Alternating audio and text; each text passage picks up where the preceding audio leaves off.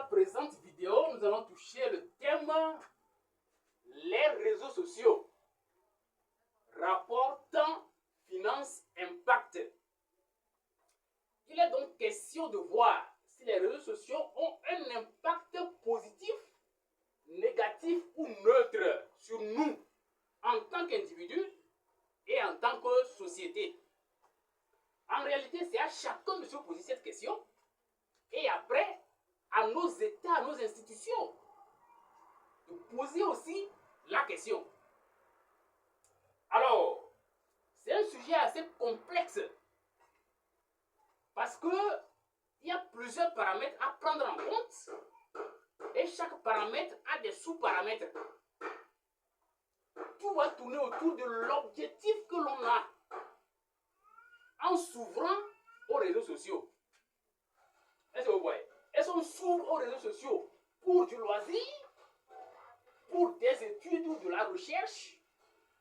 Donc, chercher à connaître. Est-ce qu'on s'ouvre aux réseaux sociaux pour se nourrir en spiritualité? Etc., etc. Donc, tout dépend de ce que l'on attend des réseaux sociaux en réalité. Mais tout ça peut être rassemblé d'une certaine façon pour faciliter l'analyse. Il est donc question de voir. L'on s'ouvre aux réseaux sociaux pour se construire ou pour se détruire. L'on s'ouvre aux réseaux sociaux pour faire du bien ou pour faire du mal. Pour recevoir du bien ou pour recevoir du mal.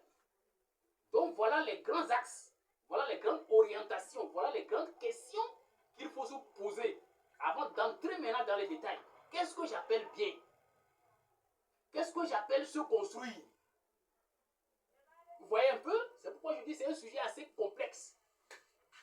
Alors, il est question de voir le temps que je mets, les finances que j'utilise, surtout ceux qui n'ont pas du Wi-Fi, comme des gens comme nous.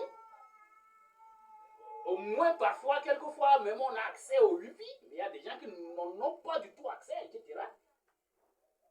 Quand on évalue ce que coûte le fait d'être sur les réseaux sociaux, de suivre les réseaux sociaux, le temps que l'on en met, alors est-ce que l'impact, ce qu'on gagne, c'est-à-dire que ce qui nous revient en somme, le résultat que ça donne, est-ce que c'est positif?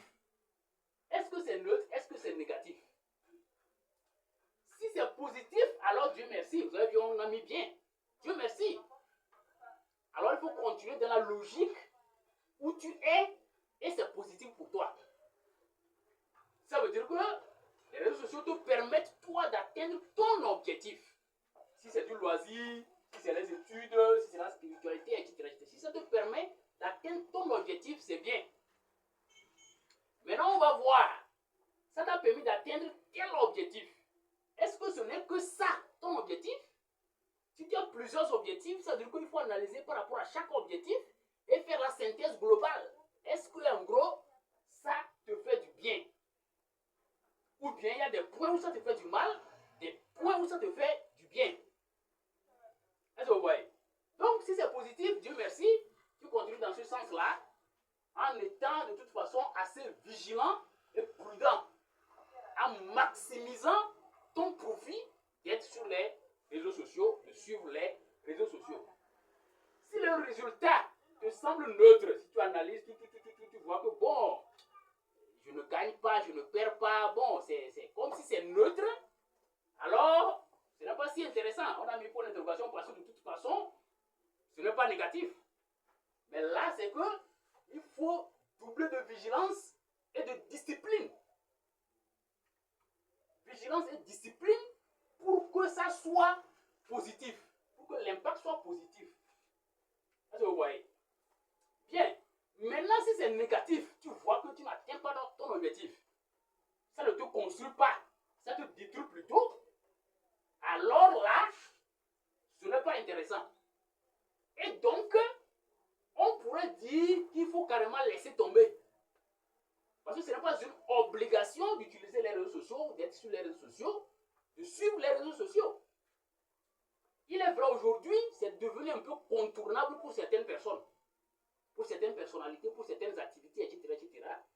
Mais si donc tu ne peux pas t'en passer, alors la vigilance et la discipline à y mettre est à exposant N. C'est pourquoi on a mis un gros bien et puis des points de suspension à l'infini.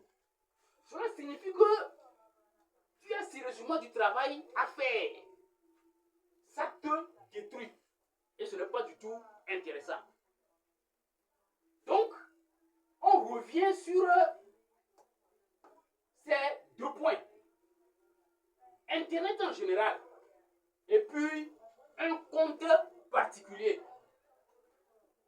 Si je ne peux pas m'en passer de l'Internet en général, je peux au moins me passer d'un compte qui ne m'arrange pas. D'un compte qui ne me construit pas. D'un compte qui me détruit.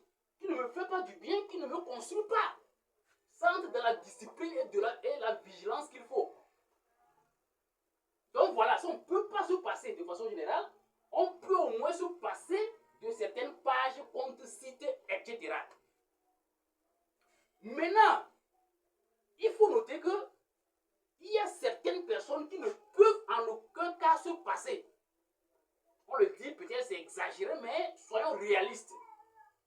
Il y a des gens qui ne peuvent pas se refuser de suivre certaines choses. C'est pour cela que nous demandons donc à l'État une réglementation. C'est très important. Il faut réglementer. Il y a certains contenus qu'on ne peut pas permettre que ça circule. Il faut nécessairement interpeller les créateurs et ceux-là qui divulguent certains contenus.